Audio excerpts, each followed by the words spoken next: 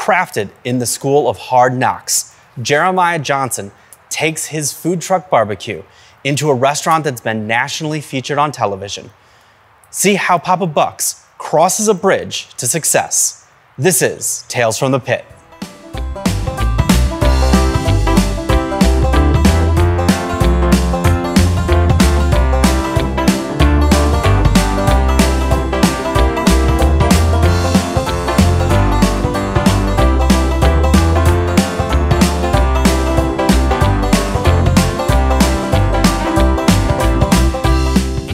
We are here in Metter at Papa Buck's, and I'm sitting down here with Jeremiah to tell us about his restaurant. Thanks for having us here. Hey, thank you guys for coming. So tell us about Papa Buck's. Papa Buck's was started in 2007. Kind of had no intentions of becoming what we are today. We wanted to do competition barbecue. My dad started this. He was a retired school principal of 31 years in Emmanuel County, neighboring county next door. Retired and wanted to get something, a hobby of some sort. And if anybody knew my dad, he was kind of a short, stout guy.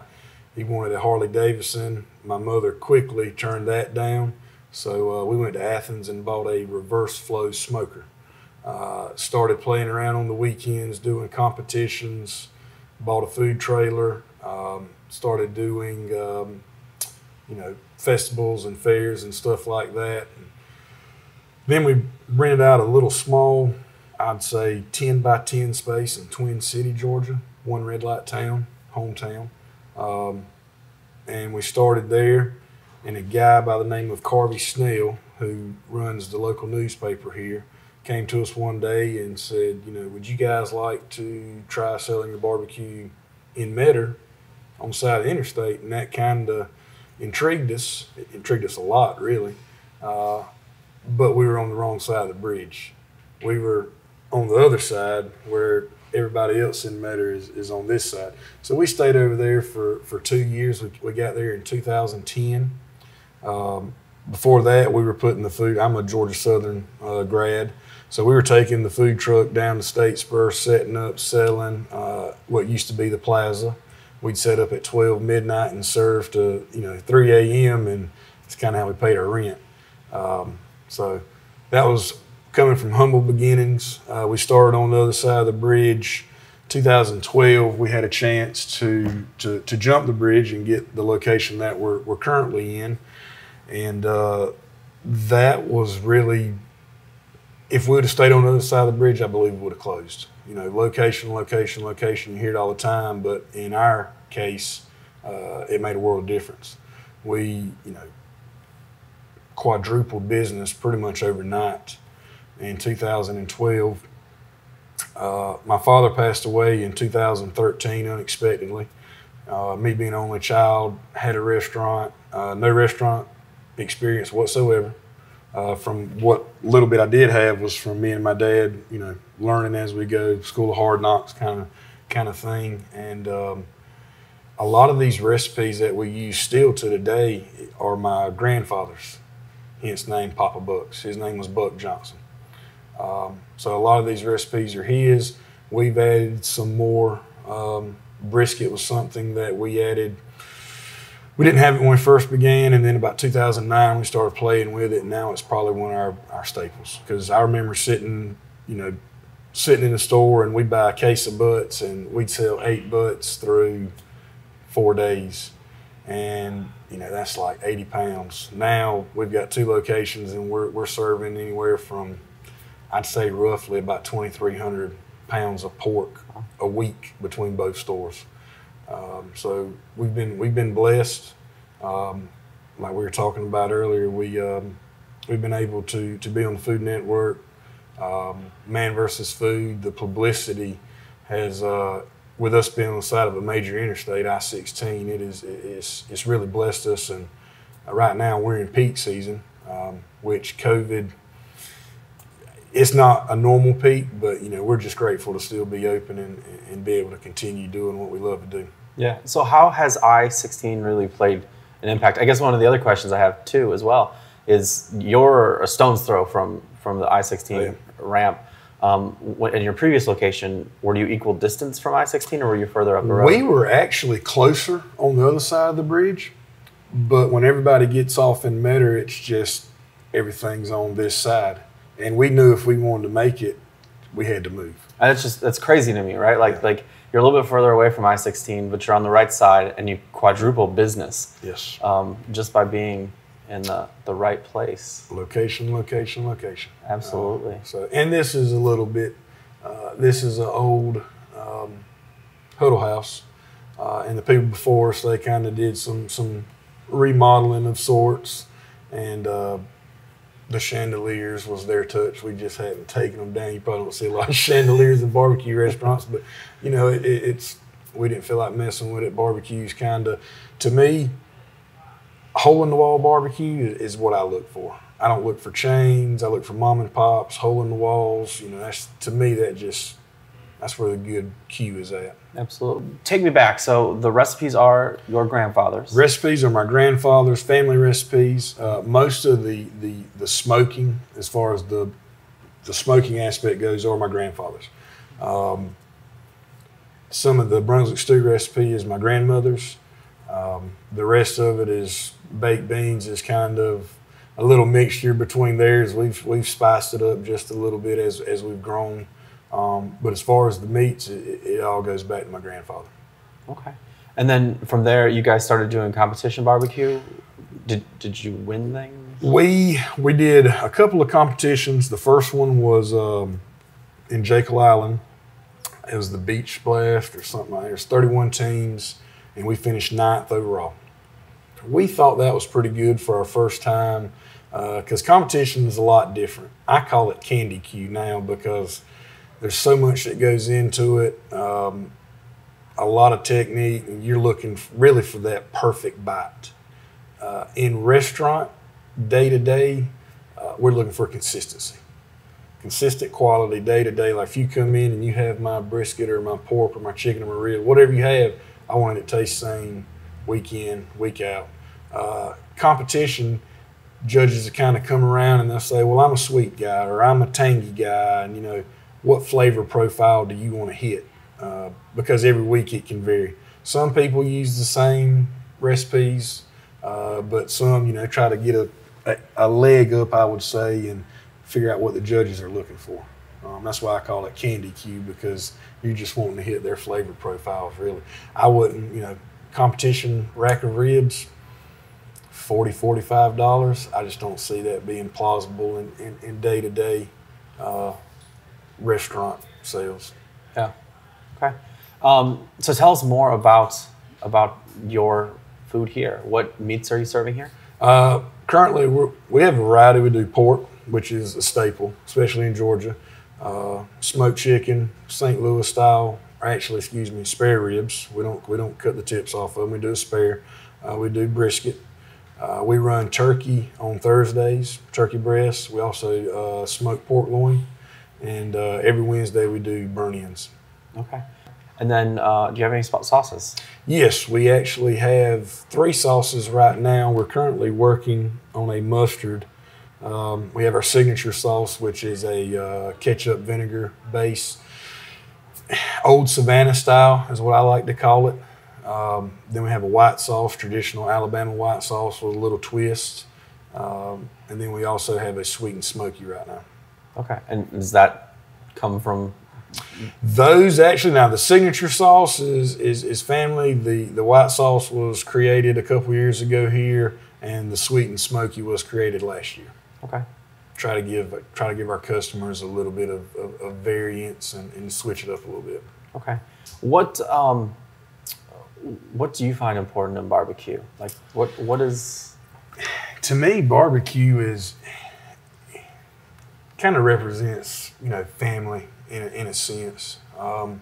It brings folks together, and as you guys will see as we get rolling today, there's people going to walk through that door from all walks of life, and they can come in here and, you know, conversate over barbecue, and people kind of open up, you know, when they're sitting there and they're eating and they're happy, and you get to talking with people.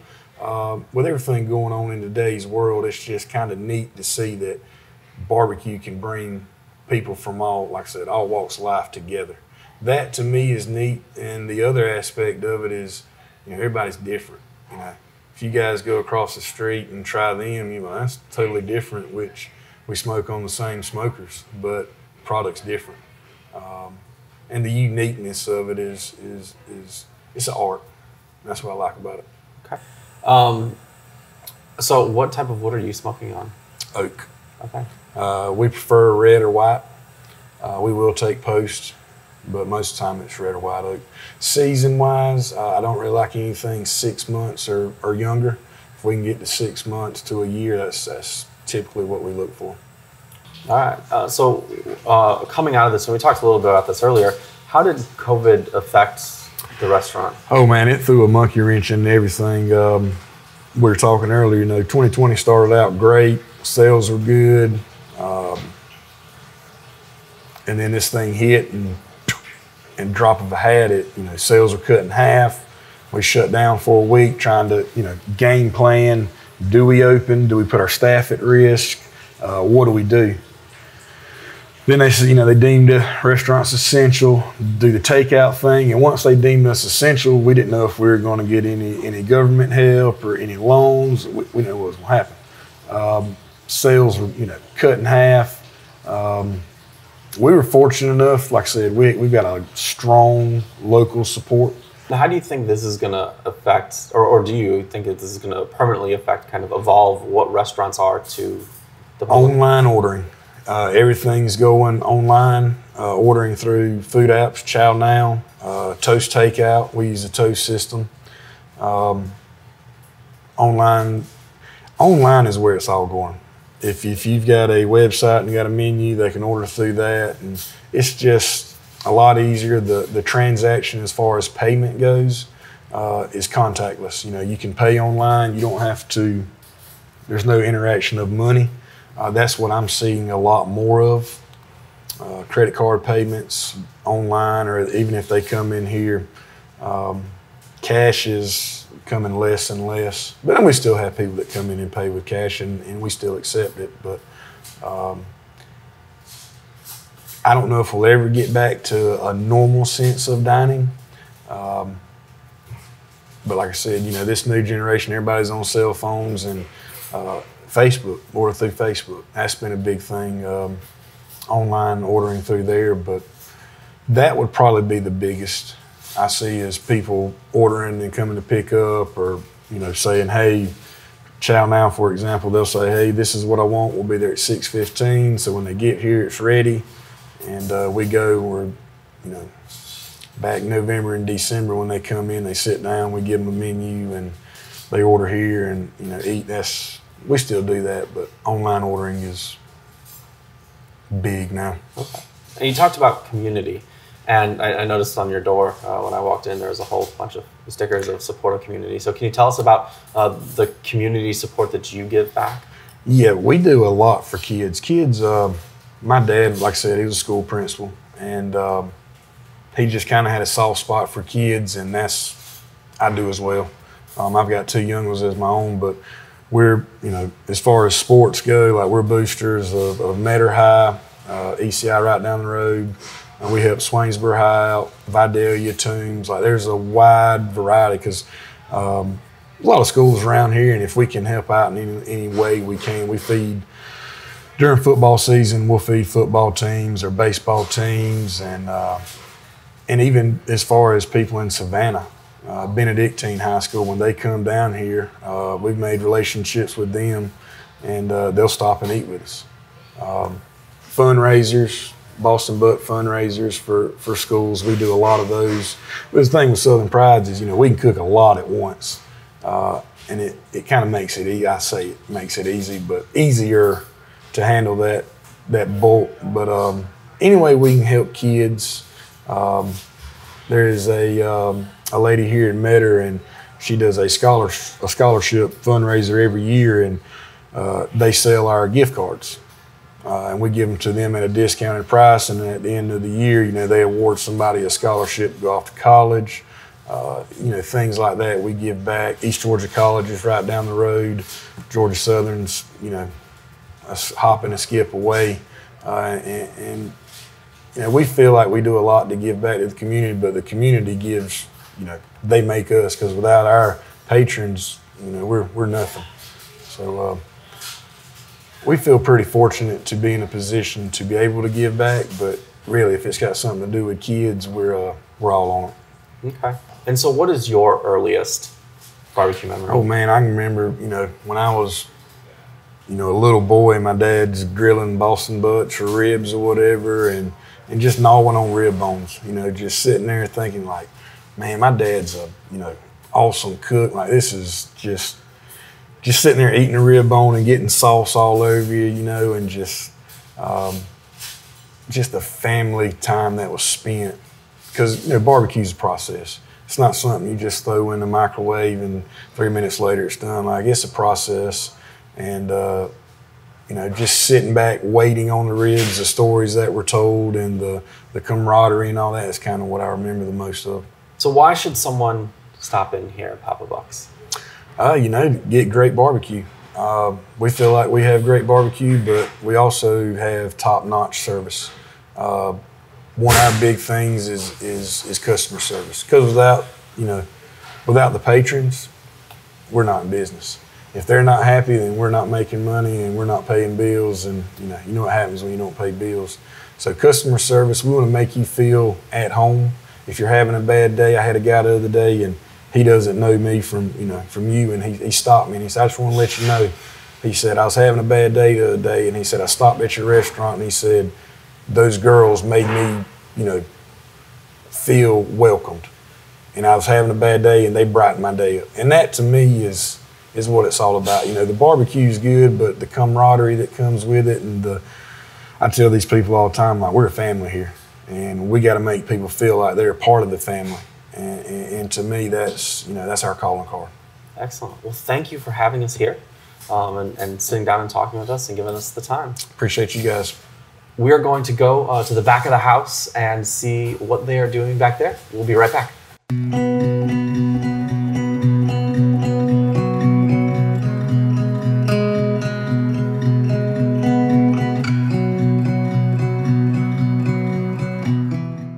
The thing that makes our stew extra special, a quart of our in-house made barbecue sauce.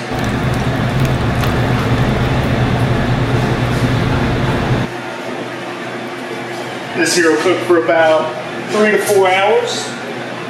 Come out and be steaming, piping hot, and ready for all tasting. How do you want to start off? Scooby Snack's going to start with a bed of fries. From there, I'm going to hit it with a dab of sour cream.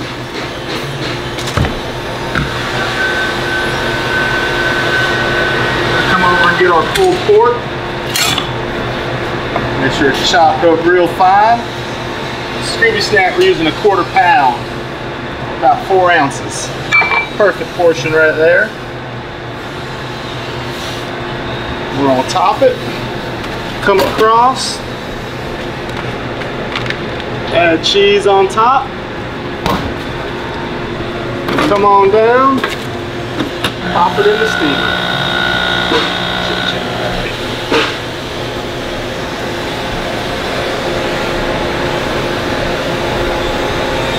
We're gonna hit it a couple times. Make sure that cheese melts completely.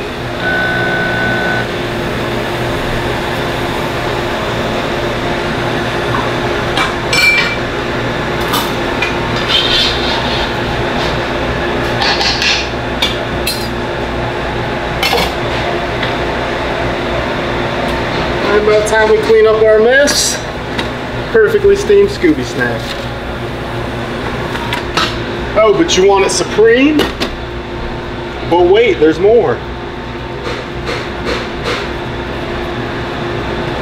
Jalapenos, diced onions, diced tomatoes, olives, last but not least,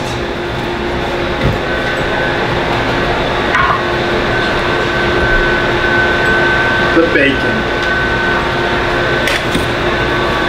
There we have a scuba snack, supreme, ready to enjoy.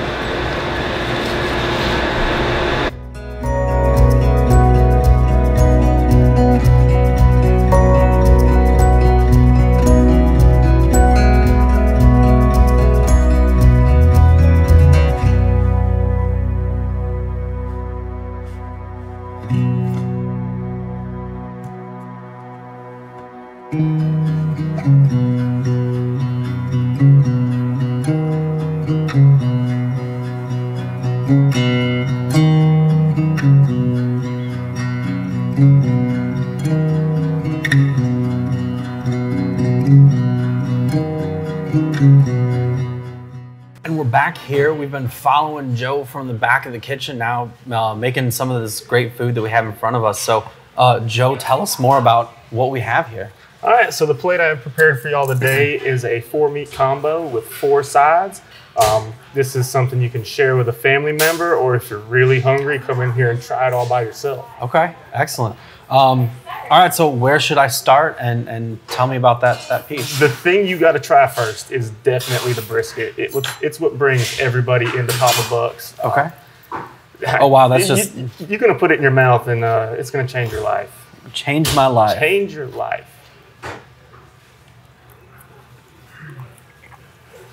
Oh, wow. It just like melts in your mouth. That's that long cook process. It takes at least 12 hours to make a good tender brisket.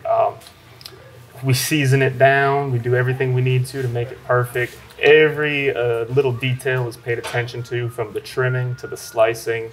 The wood we use, everything is controlled, consistent. Every time you come into Papa Buck's, we're going to try to put something just like that on your plate every single time. Excellent, excellent. What's next? Where's the next journey? Next, I would try the chicken, because I love chicken. I'm kind of a guy that likes to diet, so the chicken is something I eat just about every day. It's your healthy option. It's something that you can come in here and make into a keto meal or whatever you might want. This here is our white piece. If you notice that white chicken, you get it from your typical restaurant, that white meat's going to be dry. Here, we don't have a dry piece of chicken in the building. We go through every step to make sure that this is the best product you could ever imagine. We talked about, and we saw the brining process. So how long do you brine before you actually put it out there? It needs to go at least 12 hours. I like to go 24. You can even go a little longer than 24. The longer you brine it, the better it's going to be. Just space constraints really what ties us down to that 24-hour period. Okay. All right. So how did you get here to Metter? I'm from New York, actually. I was born in upstate New York. Spent the first 12 years of my life up there. Actually had the planes that hit the World Trade Center flew right over our house. We actually watched them that day. But after that all happened, my parents, they wanted to get out of there, so they moved us all down here.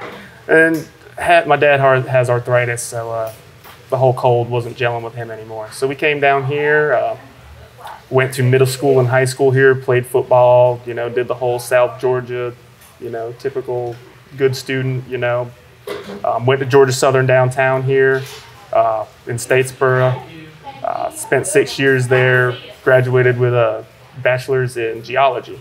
So I was planning on going out west somewhere and studying rocks and maybe a volcano, something exciting. But met up with Jeremiah, and he got me locked into this barbecue deal, and I can't complain. It's been a good choice. Now, we also have some sauces, right? Oh, yeah, we got plenty of sauces, all kinds of different varieties. We have a signature sauce, which is a vinegar ketchup based. Okay. That would be this big bottle here. Okay. Let's try some. Yeah, that's the most common sauce we sell. It's the one that kind of built the brand. Originally, it was made here in-house, but it's become so popular, we had to source it to a co-packer. Okay. We work real close with this guy. He knows everything we like, and we talk to him at least twice a week. Yeah. Give him feedback. We're trying to expand the sauce brand right now. You can actually order this sauce online. We'll ship across the country. We're trying to get in a couple supermarkets with it. It's really just a matter of working around COVID and trying to get a battle plan. And then we moved to our sides because you cannot have barbecue without some sides. Yeah, see, I'm a meat man myself, so I could eat all that meat and I wouldn't have to touch none of these. Same. But I will say they are great, and the one I enjoy the most here is going to be your corn salad. Okay. That's made fresh every day.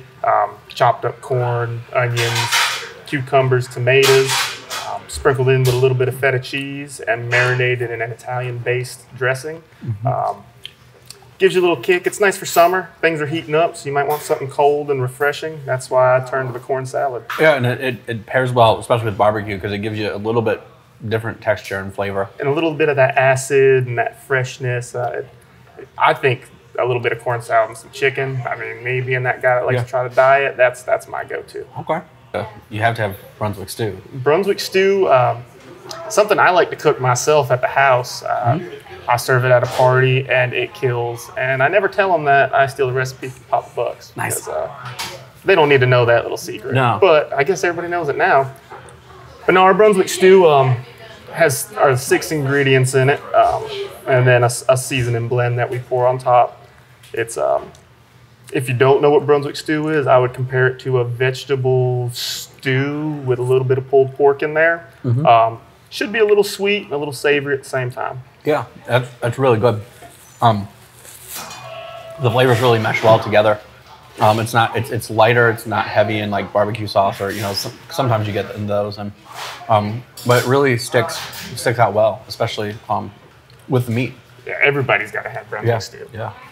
If I go to a restaurant and they don't have Brunswick stew, I kind of look down on them a little bit. Got to have some good Brunswick stew. There you go. There you go. Especially around here. Oh yeah. This is being in South Georgia. I mean, in the heat here. I don't know how people eat Brunswick stew when it's 95 degrees out, but it goes. Yeah. Yeah. And then we have the mac and cheese. Yeah, our mac and cheese, 100% sharp cheddar cheese, and a couple cans of condensed milk. It's good and thick. That's probably the first thing you'll notice. It ain't no easy mac, soupy, This is grandmama's mac. We even finish it off in the oven a little bit, put a tiny bit of crisp on there, but I don't like crispy noodles. Yeah. So we just let it get that good baked flavor in there. But yeah, that's a typical sampler platter. We offer a couple different meats. We also have a pork loin that's not shown here. Serve turkey on Thursdays. We'll smoke anything that you want. If you want something special ordered, you got a wedding or something like that, we'll cater to all your needs. Thank you for sitting down and talking with us and displaying the work that you guys do here. No, thank you guys. It's been an enjoyment. All right. Well, I'm going to continue eating this food, and we will see you in a little bit. Want more Tales from the Pit? For extended content, in-depth coverage, and behind the scenes, get connected with us on Facebook, Instagram, Twitter, Spotify, Apple Music, Google Podcasts, and Podbean. Today we visited Papa Bucks, where we heard the story of how a father and a son created a food truck business and grew it into something that was nationally recognized on television. We also heard the story about how just a simple location can change the future. I want to thank Jeremiah for sitting down and telling us the story, and I want to thank Joe for sitting down and eating with us. I want to thank you for watching. We'll see you next time on Tales from the Pit.